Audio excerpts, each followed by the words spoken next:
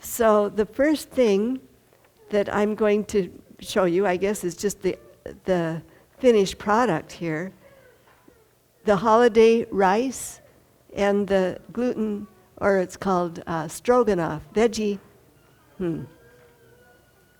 stroganoff. I guess I gotta look in here. It's all in creamy stroganoff, that's right. So we put them separately here.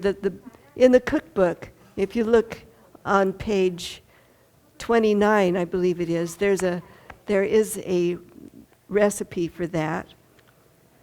And it's shown here in a picture, and it's on some pasta.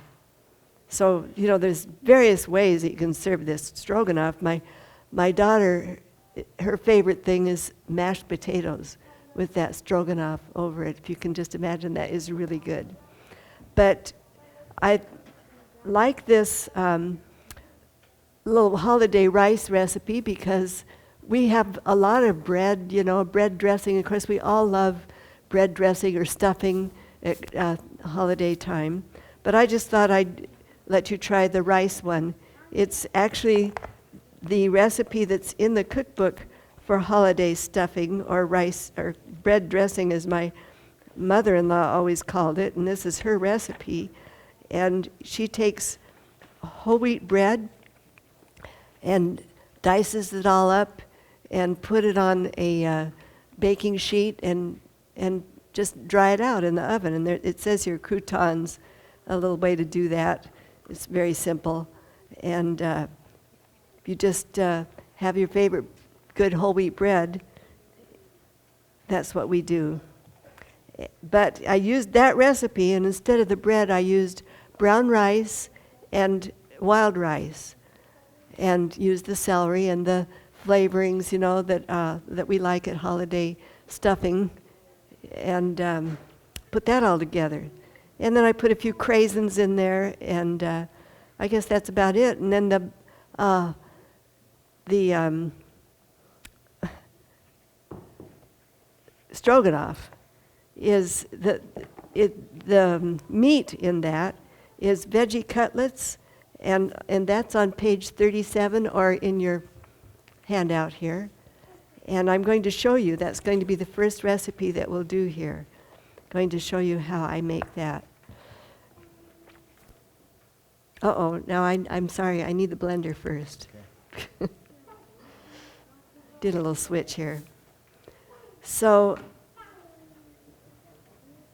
people like to see this done because it can be a little bit, I don't know, it just helps. It's a little different. Have any of you made homemade gluten? You take, of course, in the previous years, they used to make that using flour. And either you can use whole wheat or white flour, and you make a dough out of it, knead it, let it sit overnight with water over it, and then you rinse it and rinse all the starch out of it, and you just have this gluten that's left, a pretty refined product. And I think that Jim probably has talked to you about, with the plant-based program, we're trying to stay away from refined products. But if you compare that with, of course, meat, or then another step away from meat is a lot of us have gone over to using pre-made, that you buy substitutes, meat substitutes. Okay.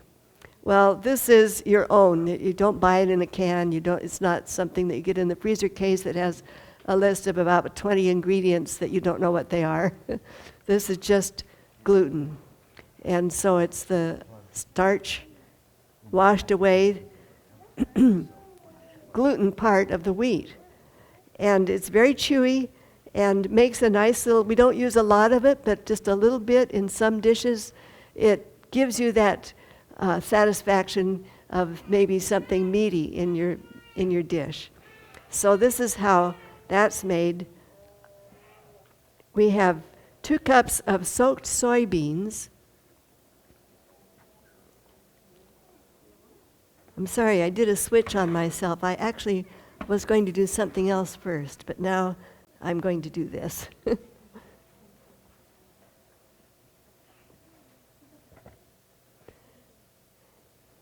Or if you don't have soybeans, if you don't have soybeans and you want to do something quick, you can use a can of garbanzo beans or chickpeas.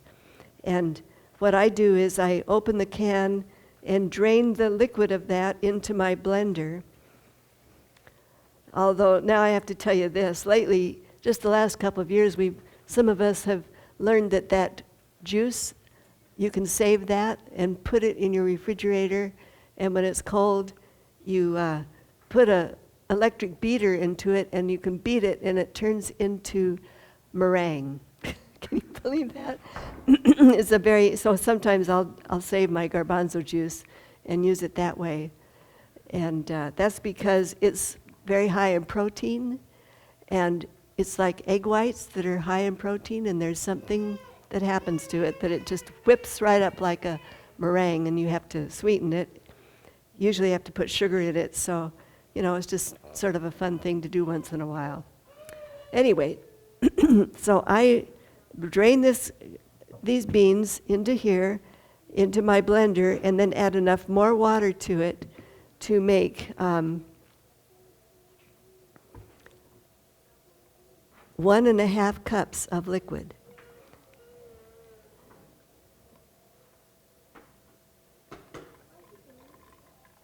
And if this doesn't quite look like garbanzo bean juice or chickpea juice to you, it's because I'm actually using a can of kidney beans this time.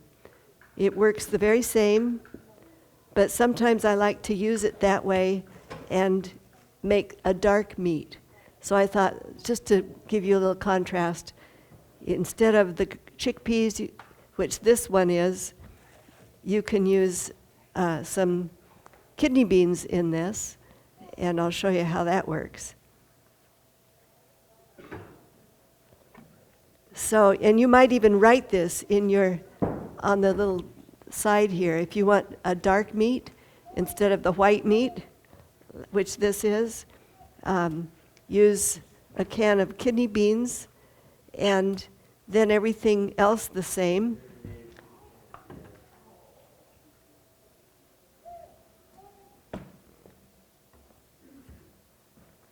Get all my extras here.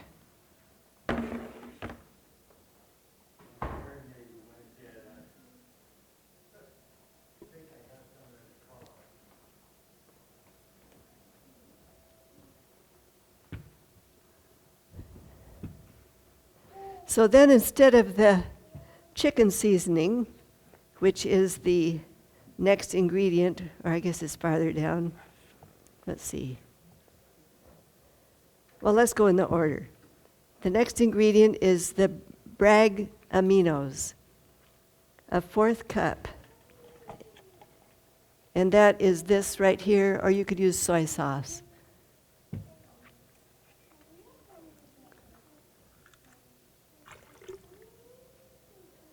So I'll put that in there, 1/4 cup.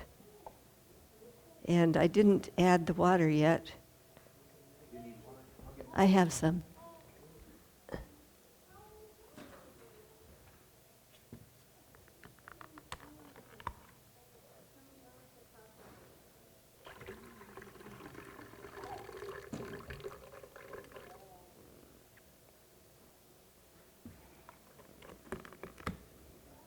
And the other little thing that I add when I'm doing the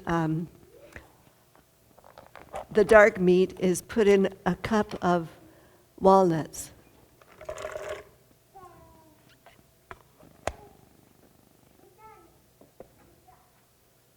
And then all the other seasonings, the onion powder, garlic powder, and yeast flakes.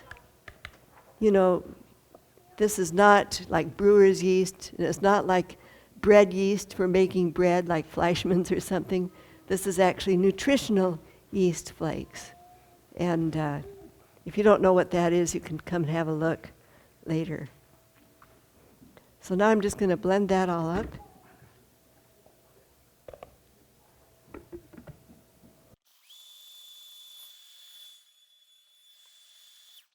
You want to blend it smooth and put it in a bowl.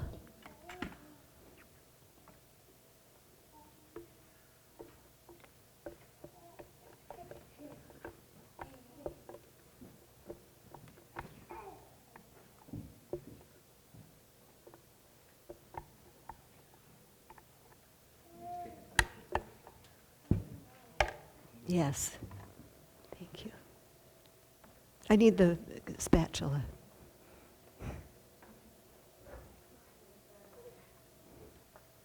And then we'll add the gluten flour. I get this at Winco. I don't know how many of you ever shopped there. I'm not sure where it is around here, but in the bulk food section,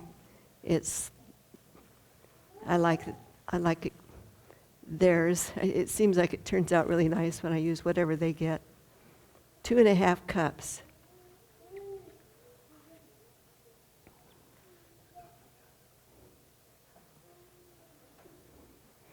So this is, from now on, is just exactly the same way of making it as the light meat. It's just a little darker and makes an interesting contrast and flavor, actually. One thing that I do that I didn't have here is I'll add a tablespoon of kitchen bouquet to the dark. It's a liquid that you get in the same place in the store where any supermarket usually has it. It's in that A1 sauce section or something. It's a caramel color. And if you don't like the idea of using that, it's not a real, totally natural, I guess, but it just won't be quite as dark. Yeah. Except I'm going to put this on there when I get done. Okay.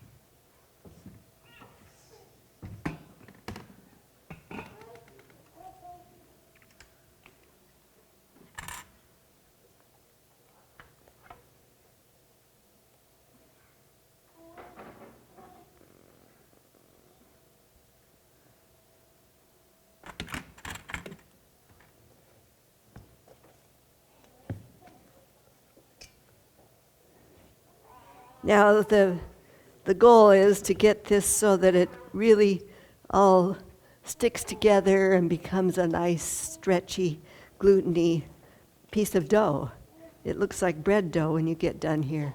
And this is just a little moist, so it's sticking to my hands too much.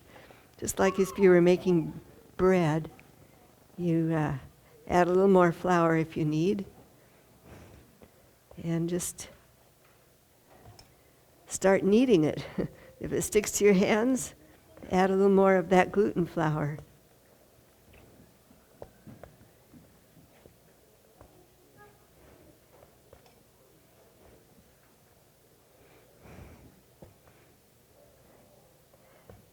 And one thing about this recipe that makes it easier, a lot easier than making gluten the way most people have done it, is that we're not going to spend a lot of time boiling this gluten in individual patties in broth. We're going to bake it. And so that's actually what I have this board here for, but I have such a nice big flat bowl that I kind of like doing let's do it on the board, because that way people can see what I'm doing better, maybe.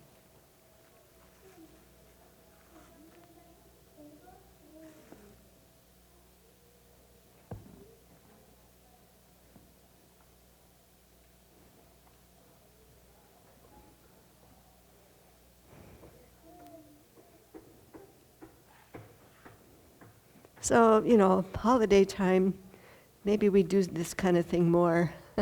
But one nice thing about this recipe is once you make it, it makes a lot. And you can freeze it and have it on hand, and you don't use a lot of it in a recipe, it just adds a little something to certain dishes like the stroganoff, or you can put it in a pot pie, or just a few little pieces in some kind of a gravy that you're making. And you're getting some of this today in the lunch? Yes. It's in the stroganoff. The one that you're tasting in the stroganoff is the white one. We call it white. It's kind of yellowish, I guess, but it turns out like this. It looks like bread. It looks like a loaf of bread. So what I do now is, I think this is pretty good.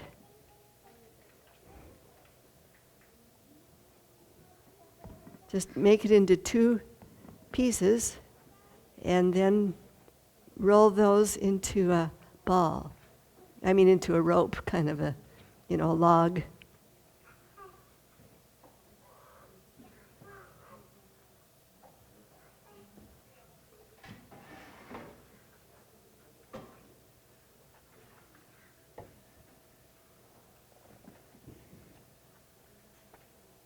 Can you see in the mirror?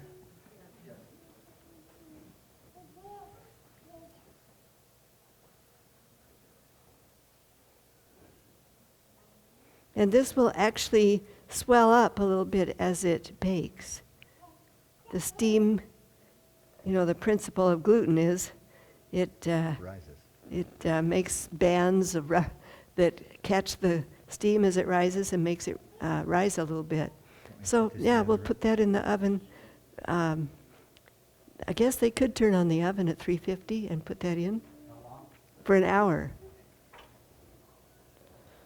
And so it is important. When I used to make this, when I was first learning how to do this, I would look at it after about a half an hour and I would think, oh, it looks like it's getting done. And I'd take it out and realize that it really isn't. It needs to cook all the way through. And it's better if you actually do it for that hour. So here's my one that's all done. And sometimes I give this job to Jim.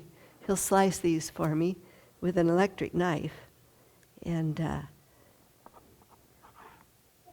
just kind of nice to have a man do it. I don't know. It's a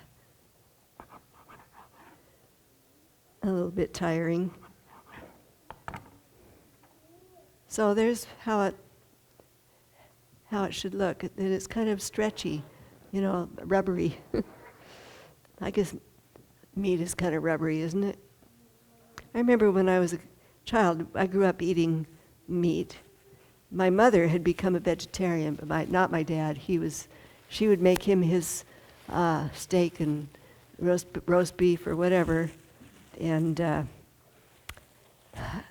I would eat steak, and it would just seem like I could never get it chewed up enough to swallow it. I don't know. I just found it really hard. You get some certain bite that I didn't like. So it wasn't a very hard transition for me when I made the choice to eat the way my mom does. And, she outlived all of them. And I'm thankful. I think it's such a better way to live. So, any questions on that? I don't like this.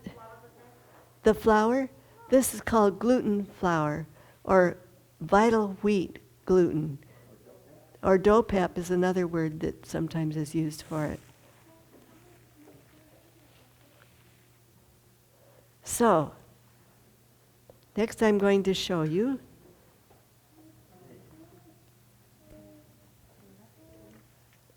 I'm kind of going backward in the menu now, and I want to show you the Waldorf salad on, I guess that's toward the end. Oh, no, it isn't. That's right next. Creamy Waldorf salad. This is one of Jim's most favorite things, and I will sometimes serve this with something that I want to make that he's not too crazy about, like lentils, and then some Waldorf salad, and so we're both happy. But it's also a really good special meal food, and I'm looking for my whipped topping. Here it is.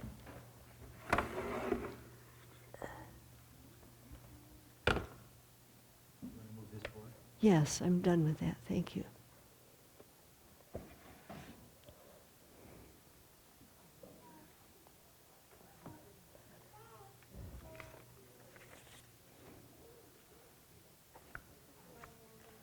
So in our Seven Secrets book, it's featured with a picture right here.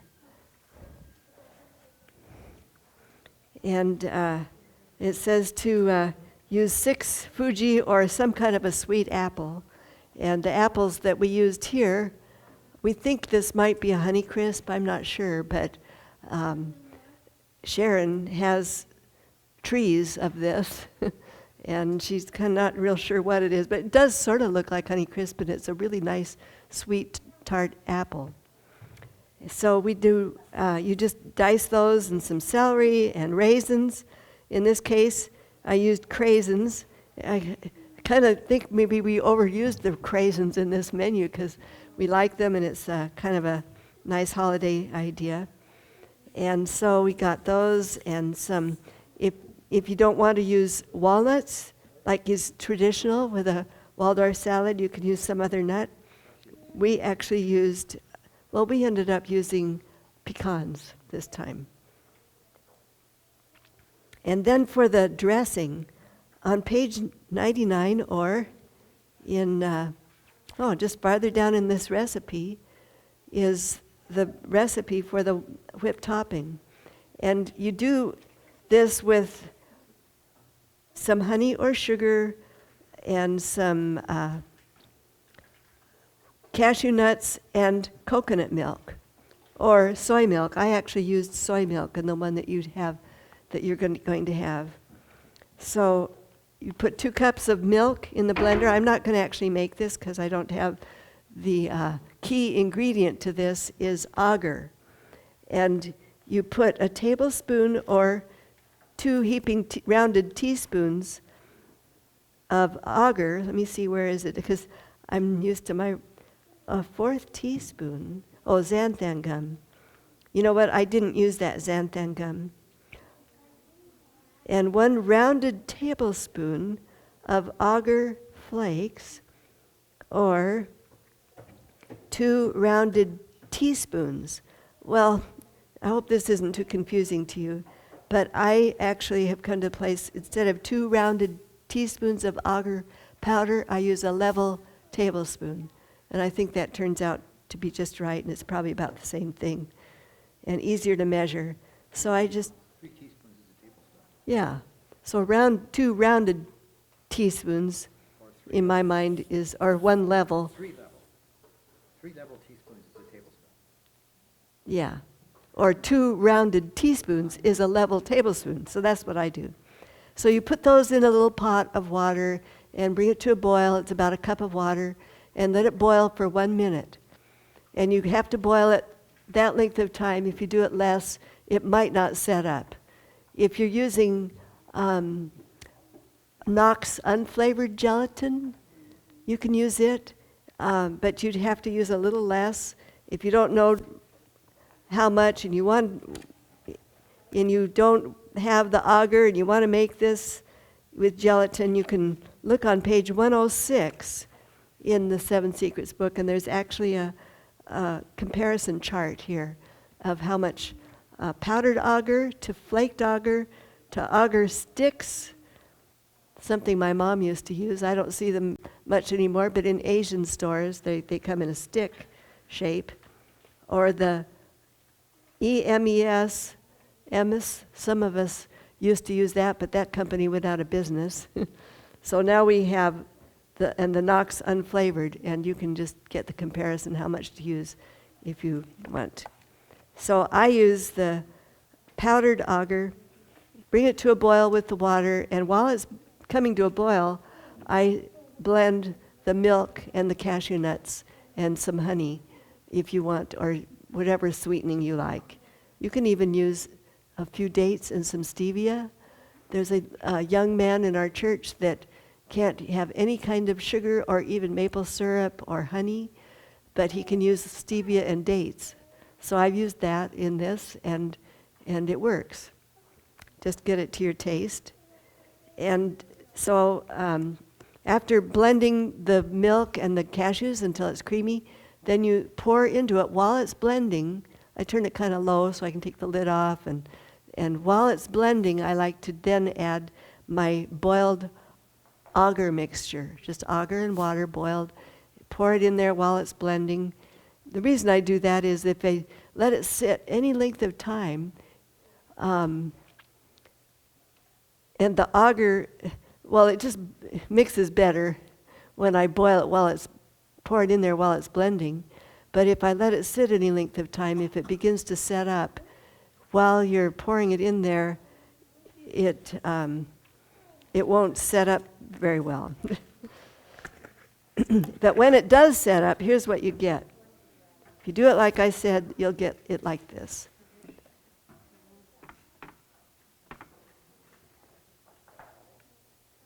And it will turn into a mixture that is, see, it's set up, it's jello-like. And that is not a very nice texture for a whip topping. But after it sets up, you put it back in the blender, or actually what I usually do is I leave it in the blender after I've finished blending the hot mixture, put the blender and all in my refrigerator, and when I take it out, after a few hours or overnight, it would be solid like this. Now just put that back on there and blend it, so you don't have to wash your blender in between. So this is just a half recipe here that I have left. I'll blend this.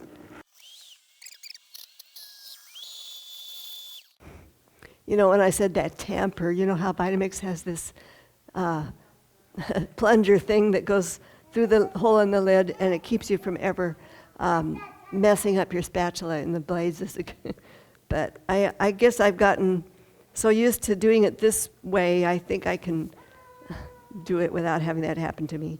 Usually I can. So anyway, then it becomes really nice and creamy, and you put this into your salad as a dressing, or you can put it on pumpkin pie, or anything that you would use Cool Whip or whipping cream. And this is better because, of course, this is not the whipping cream, the heavy cream that isn't good for us. And it is, Cool Whip is just full of all kinds of things that you don't even know what they are. And this you can freeze. I put this into the container like this. This has gotten a little bit more runny than ordinarily it would have been because it's been sitting out and it's not as cold right now.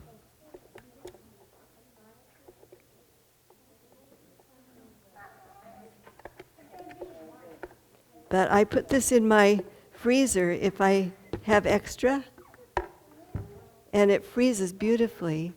And when it comes out, it might be a little bit changed in texture, but if I just stir it up real good, then it will be just like this, and you can use it just like you would use a frozen Cool Whip type topping. So I think that's a really great recipe and good to know about. And you'll really like it on this Waldorf salad.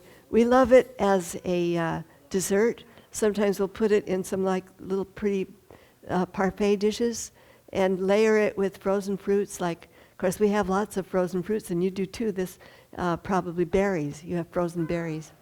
The whole point, dear, am I correct, is that it's a replacement for whipped cream. Right. So whatever they did with whipped cream, they could do with whipped topping. Yeah. It's a lot of work, but worth it. Well, it's not really that bad. And especially if you make a large recipe, sometimes I'll do a double recipe and then freeze it in containers like this. and put a little W on there. That stands for whip topping. And I take that out and use it when I need it. And if you layer it,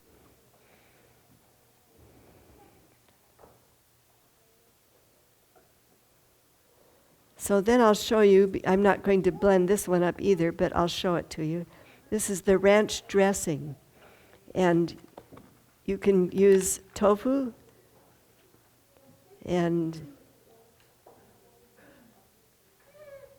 I have to look at this a little differently. My things you need.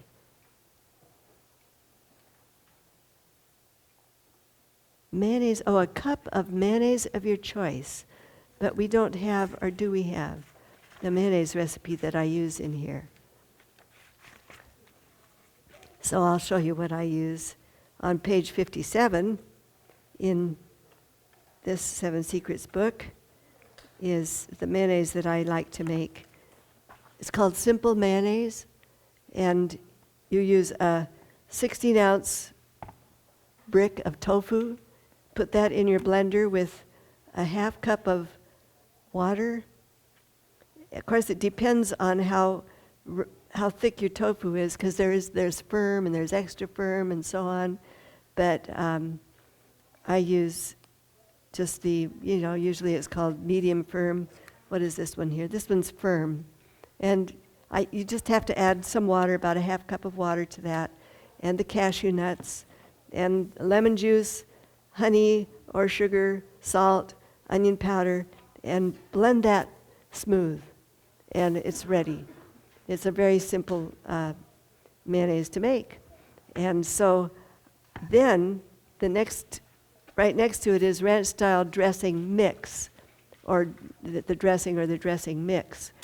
And that's in your handout. And I make that mix, and I have that on hand. I keep it in a bottle like this, some kind of a container, and then you put a tablespoon of that in a cup of this of any kind of mayonnaise, or I use my mayonnaise, and it makes a really nice ranch dressing, and you'll have that on your salad that we're going to give you. And if you don't want to make up this mix, I've been using this one lately, Spice Islands garlic and herb seasoning, and that makes a really nice ranch type dressing as far as I'm concerned. So either one of those is very good. The one that you'll be tasting uses the one that's in the cookbook.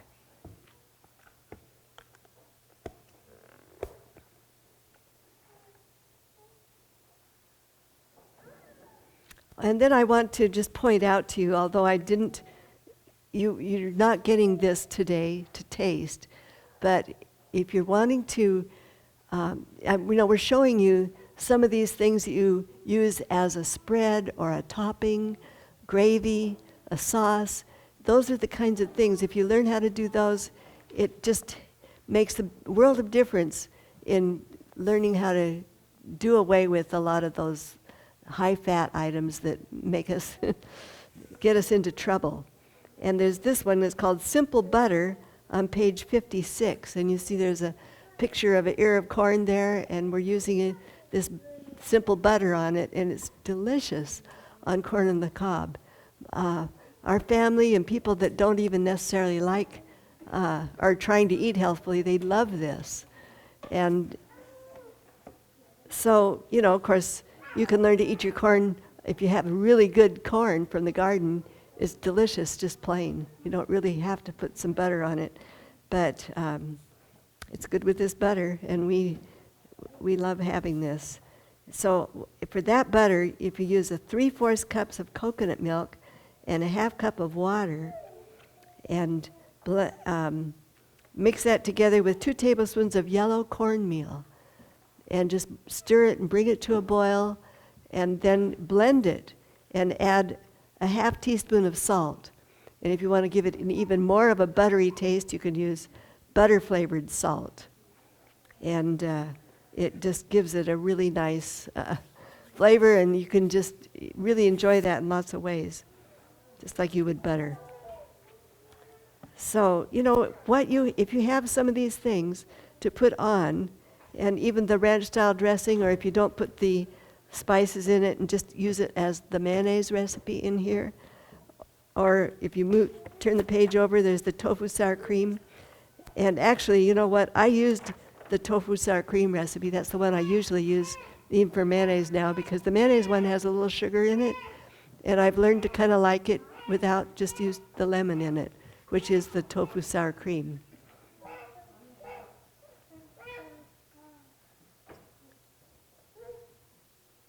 And then I'm going to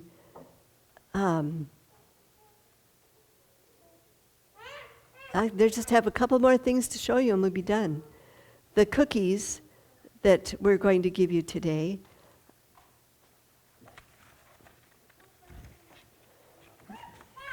Dr. Nedley's maple walnut cookies. Have any of you ever had those? It's becoming quite a favorite of a lot of people, and we just learned about it recently, and we really like these. It's about our favorite cookie now. It's actually so much like cookies that are in our cookbook. There's this recipe in here on page 90. Oh yeah, what am I doing? That's our old, before this cookbook. But in here on page 90 is peanut butter cookies. And this is a wonderful recipe, very simple. It's just 2 cups of dry roasted peanuts and 1 cup of either whole wheat pastry flour or oats. I usually use the quick oats, but you could use either. If you use the regular oats, then I round it up just a little bit, because the quick oats are more compressed. So, and you just put those in the food processor and whiz them all up until they're all fine like flour, and add a 1/2 cup of honey that you warm just a little bit so it's real runny, because that's the liquid for it, and some salt. And that makes a dough that you can make into cookie dough, and press them with a fork on a cookie sheet, and they just make the most delicious cookies. And so we've used that cookie in variations of different kinds. One of them that we loved was, and still love, is that same thing, only instead of peanuts, we'll use walnuts. And then instead of honey, we use maple syrup. And it's just wonderful. You know, that was our really favorite recipe for a long time, until we discovered this recipe by Neil Nedley. Actually, I think it's Erica, his wife, probably, that made this up.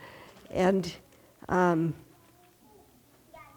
the only difference with this and the way we were doing it is that those walnuts are ground up coarsely by themselves without putting the flour in the food processor.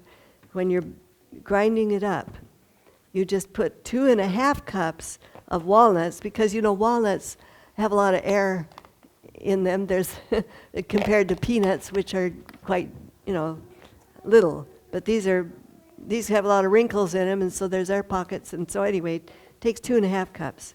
So you put those in your food processor. And here's the 1/2 cup. And just grind them in a little bit.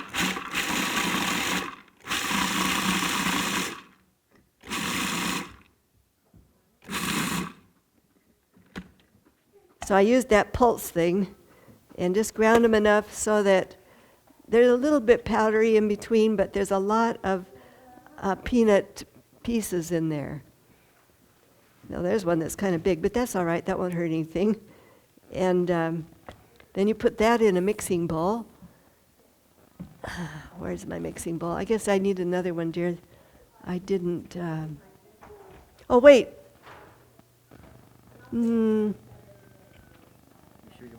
No, I would if it was just me, but I don't know, since it has gluten flour in it, maybe it's better to not mess them up.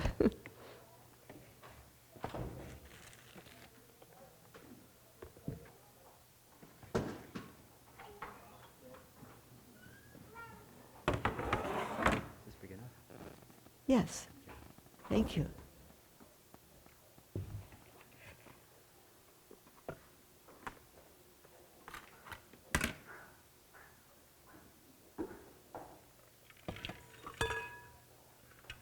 I'm happy to help her make cookies. Well, I had to learn how to make cookies when I married Jim. He's the original cookie monster, I guess you could say.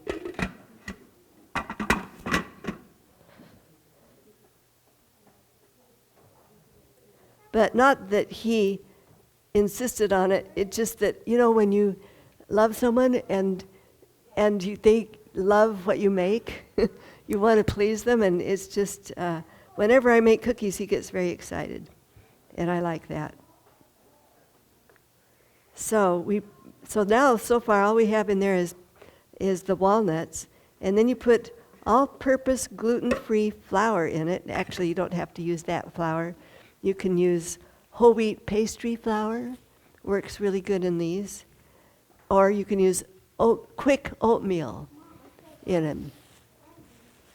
But, oh no, this isn't the right thing.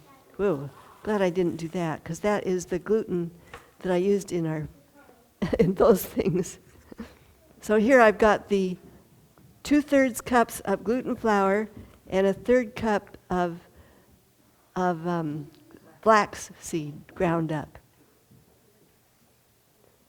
And I guess I liked the idea of the gluten-free flour. I saw it in the recipe that I had seen from Neil Nedley, and our daughter is struggling with gluten sensitivity, so I like to make something that she can eat. And then there's the salt is already in that. And then here's the maple syrup, 2/3 cups of maple syrup. Oh, and then one more thing you got to put in this is 2/3 cups of craisins again. You can use raisins or, leave it out. But that makes them better. And then we'll add, I've just got to test this and see. Yeah, I didn't put the salt in this. Can you get them to get some salt? A teaspoon of salt. I think that's about a teaspoon.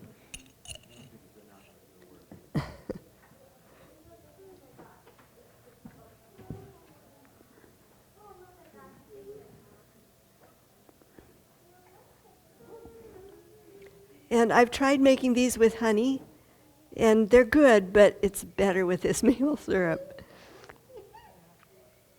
And there's something about the maple syrup that it seems like it holds the cookies together when it bakes really well.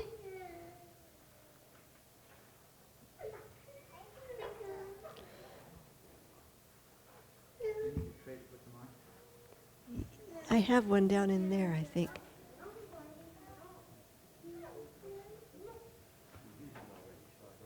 Oh. I should have it. Thank you. And the fork.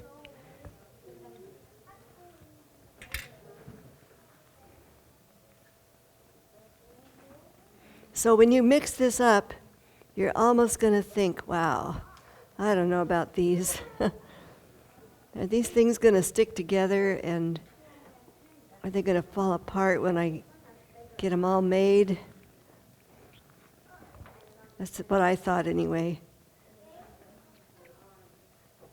But as they bake, that syrup actually, I think it caramelizes a little bit as it boils in there.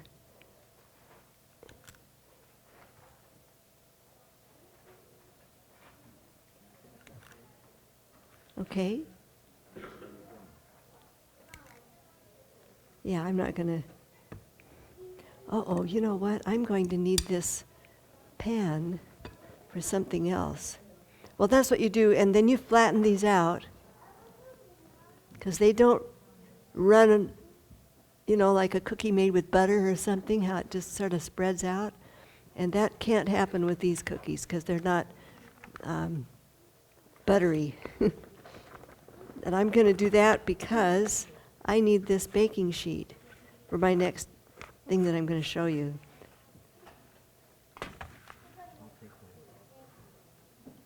I'll take And these we'll and have promise to- not to eat them. Well, I need that Okay. because I'm going to show you one more thing, and then I think we're done. Ah, here it is. This is a recipe that's not in your handout. It was a last-minute thing that I decided to do because I was making crackers, and then I remembered this recipe. It's been quite a while since I've made it.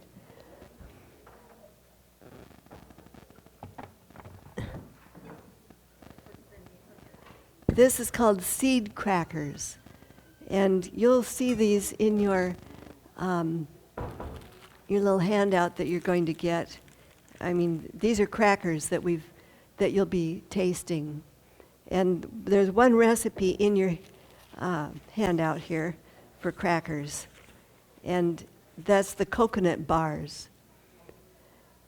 And the coconut bar recipe in the cookbook, you actually use honey and date pieces in it.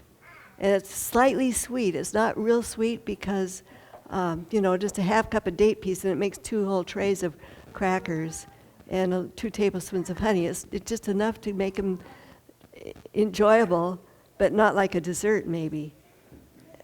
So, but then I've also done them this way where we make them savory, like a cracker you would eat with soup or something.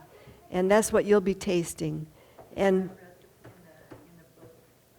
yes, that recipe is in the book, Coconut Bars, on page 76.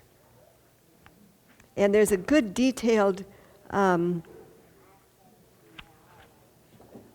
instructions with a picture that I think is helpful because sometimes we just don't know exactly what we're doing when it comes to these things. And I use this. I actually have several of these. This is a liner that you can put in cookie sheets made out of Teflon impregnated with, silicone or fiberglass. It's made out of fiberglass impregnated with silicone. You tell them. I can't say it. Fiberglass impregnated with Teflon. And you can get these online, and if you need more details on it, we'll explain that to you when you can ask us, and we'll tell you how you can actually order it online. And they're really great to have. I just use these all the time for all kinds of things. So I roll it. I put this recipe here. I actually do it in 2 pieces. I cut it in half after it's all made into a dough, it's quite solid. And you put half of it on one pan, half on the other. And I take another sheet and roll it with a rolling pin in between those 2 sheets. And then you can peel off the one sheet and mark it like the recipe shows you in the picture. And actually, I think when we did this cookbook, we just did it all in one, and it made kind of a thick one. But lately, I like them thinner. So you could do it either way. It works either way. If they're thinner, of course, you have to bake them less time. So that's that one. But now I'm going to show you the other one that you're going to be tasting. And this one is the seed cracker, and you'll recognize it right away. It's got sesame seeds and pumpkin seeds and flax meal. Anyway, I've got them all lined up in here. It starts with the, what do they call that? That's hemp hearts or hemp seeds. And the next one is, I'm sorry, my brain is overloaded right now. what are those little black ones? Chia, yes, chia. I don't use them very much, so anyway, chia, sesame seeds, pumpkin seeds, and then ground flax. So I just put those all in this jar just so you can kind of see all those different ones. No, this recipe is not in the cookbook, so you're going to have to write this down. Yeah. No, it's not in either one. This was a whim that I had at the last minute to do this one. And it's actually a half cup of hemp hearts, and a fourth cup of chia seeds, a half cup of sesame seeds, and a fourth to a half cup, whatever you want. I think I used maybe a third cup of the pumpkin seeds. And the pumpkin seeds that I used were just whole. I didn't cut them up or grind them. And then a half cup of flax. I used the golden flax here, but you could use any kind of flax, I suppose. And I grind that, so it's a half cup of ground flax. It fluffs up, so it's when you grind it. So it'd be a half cup of ground flax, and I put those. Pardon? Okay. A half cup of hemp hearts. And you know what? You can kind of mix and match these, but this is what you got. A fourth cup of chia seeds, half cup of sesame seeds, a fourth to a half cup, maybe a third cup of pumpkin seeds, and a half cup of ground golden flax, and a teaspoon of salt. So I'm just going to pour those all in this bowl. This is an amazing recipe. It's so simple. And salt. A whole teaspoon of salt, but you could use half. That may seem like a lot to you, so. But crackers usually are kind of salty. And then, the recipe said a cup of water, but to me that was just a little too much. And I have about 3/4 cups of water in here.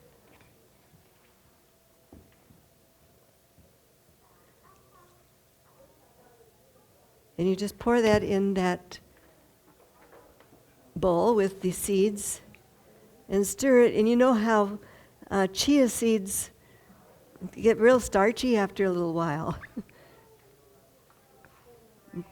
People like to make chia seed pudding. Have any of you ever done that? I'm not too crazy about it myself. I've tried it. It's a little bit, I think, gooey or something. But it sure works good in this cracker.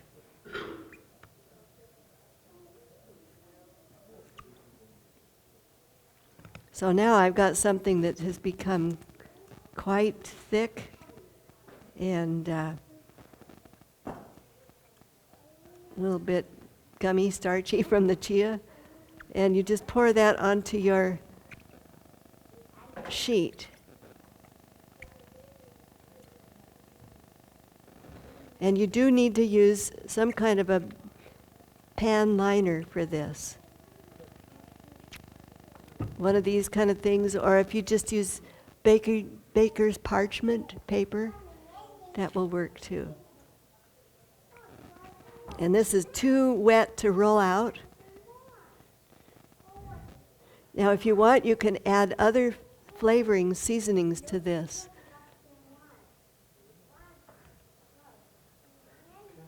So you just pat it all out on the cookie sheet. And you might get some holes in it like this, but you can just patch them, as you go along here. And try to get it as even as possible and not too thick in one place and thin in another. And that's a little bit of a challenge, but I don't know, pretty simple.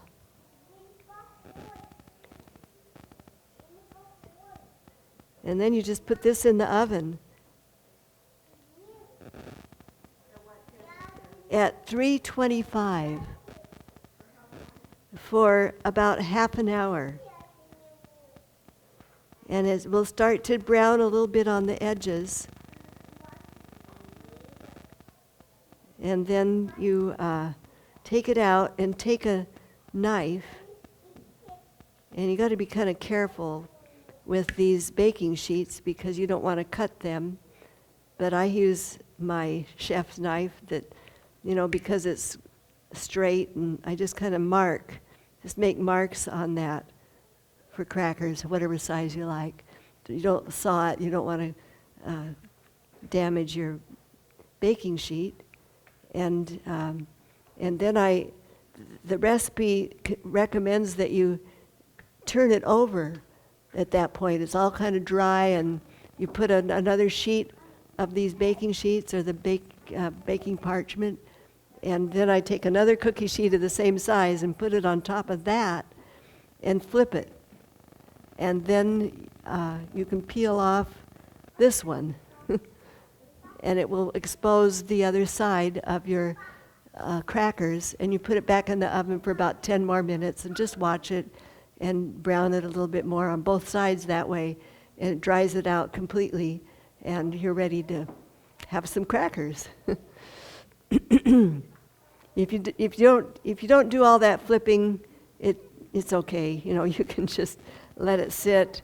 I found that I could do it that way too, and just let it sit for a while, and it's ready.